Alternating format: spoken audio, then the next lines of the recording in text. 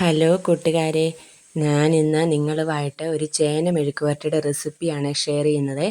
Video ഇഷ്ടമാകുകയാണെങ്കിൽ എല്ലാവരും ഒന്ന് support ചെയ്യണേ.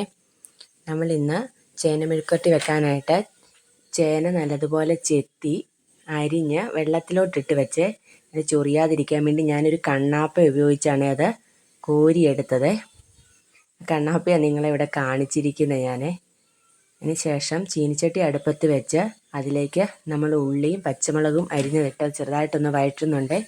അത് വഴന്ന് വരുമ്പോൾ നമ്മൾ അതിനകത്തേക്ക് നമ്മൾ നേരത്തെ കഴുകി വെച്ച ചേന ഇട്ട് കൊടുത്ത് ചെറിയതായിട്ട് തീ വെച്ച് നല്ലതുപോലെ അതൊന്ന് വേകാനായിട്ട് വെക്കുന്നുണ്ട്. അത് കഴിഞ്ഞ് അതിനകത്ത് നമ്മൾ ഉപ്പിട്ട് കൊടുക്കണേ. ഉപ്പിട്ട് കൊടുത്ത് തീ കൂട്ടി വെച്ച് നല്ലതുപോലെ അത് ഫ്രൈ ആയിട്ട് എടുക്കണം. ഇടയ്ക്കിടയ്ക്ക് ഇളക്കി കൊടുക്കാൻ മറന്നു പോകല്ലേ, അല്ലെങ്കിൽ അത് അടിക്ക് പിടിക്കുവേ. നല്ലതുപോലെ ഇളക്കിയെടുത്ത് നല്ല ഫ്രൈ ആക്കി എടുക്കാം.